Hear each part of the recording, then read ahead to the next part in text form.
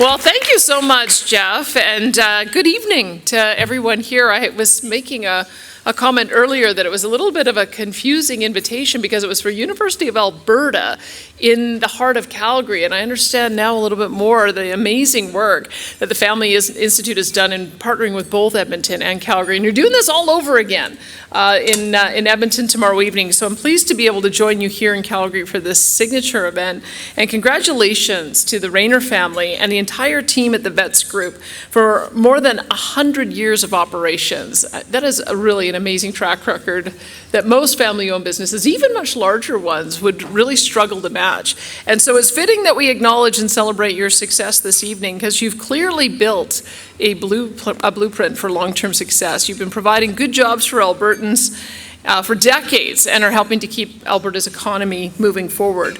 Alberta, of course, is a province of innovators and entrepreneurs, and the Rayner family is just one example, and we are so interested to hear the insights and lessons that you can provide. I was trying to get a sneak peek of what some of that discussion was going to be like a little bit earlier. I could just imagine, if you look back at the family story, imagining Fred, sort of the first-generation patriarch with his toolkit on the back of his bike, pedaling around to those first post-World War I bungalows, installing the gravity furnaces that were patented and unique to the company. And it's interesting to hear the iterations that has gone through with each passing generation. It's quite remarkable, too. I noticed that with these family-owned businesses, one of the things that is so remarkable about them is I kind of look at them almost sometimes as the hidden economy. Because if you don't have the ability to own shares in a company, it's hard to kind of monitor and know what's going on there. And if you don't have the storefront, because a lot of businesses are B2B, it can be a bit of a hidden difficulty for especially policymakers to figure out exactly how to best support that group. So I'm going to identify a few things that we've done, but just know that we are open to hearing more about what we need to do to be able to support your sector, because you do so much to create wealth and so much to be able to support the workforce in our economy. I also want to just thank the Alberta School of Business and the Alberta Business Family Institute for your dedication to family-run enterprises across the province. And by supporting families on with their planning and their leadership and conflict resolution, you're helping them to build businesses primed for success. Your efforts are a major contribution to Alberta's growth and prosperity. Every family-run operation is a tremendously valuable addition to the economy as a source of jobs, as a revenue base to support services, and as an example and inspiration to everyone who dreams of going down the same path. A strongly entrepreneurial culture is willing to innovate, and it's through innovation that we can solve problems faster and more efficiently. However, I know that this is a difficult task. Starting and building a business is one of the hardest things that anyone can do. You might spot a gap in the market, and you might put together a solid plan and get financing in place. However, there's never a guarantee of success. Running a business is a perpetual challenge in its own right. I know this a little bit from my own experience. My husband owns a restaurant in High River, and it is sometimes made for tough conversations around the dinner table, but it's been an incredibly rewarding challenge. But there is no way of getting away from the fact that entrepreneurship demands a lot.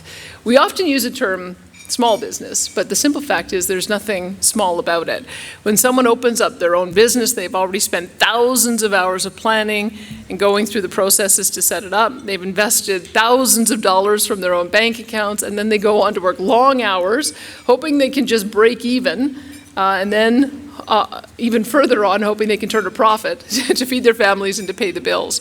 So community support of these entrepreneurs is so important. But it's also critically important that government both enables and also gets out of the way of business. And that is why our government is so focused on ensuring that Alberta is the best place in the country to do business, big or small. We've reduced the general corporate tax rate down to 8%, which is 30% lower than the next most competitive province, and actually better than 44 of the U.S. states. Alberta's small business tax rate is 2%. And there's no payroll or capital tax. We've cut red tape that stifles entrepreneurs by almost a third, and we've got a lot more work to do there, but the result is a more flexible, thank you. The result, I sense every single one of you has an irritating regulation that I'm going to hear about afterwards, and I'm all ears. But the result is a more flexible regulatory system with less paperwork so that you can spend more time and energy actually running your business. And we've also overhauled the province's credential recognition system. So professionals moving to Alberta from across Canada and from around the world can get to work as soon as possible. I was speaking about that with one of the board members a little bit earlier about how important it is for that attraction. And we're investing more than $700 million over 4 years in the Alberta at Work program, which helps people develop the skills that employers need. And we are listening. We recently completed a province-wide discussion with small businesses, and we heard about challenges like inflation and supply chain disruptions, labor shortages, and a lack of awareness about available supports. In response, we will continue working with you and for you on the solutions. The economy is our highest priority because so many good things, like money for public services and programs, come from a healthy business environment.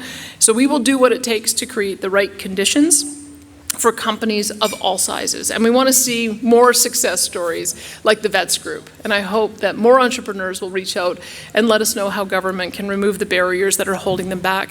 Once again, congratulations to the Rayner family on generations of achievement, and I wish you the very best as you keep on growing. Thank you, and enjoy your evening.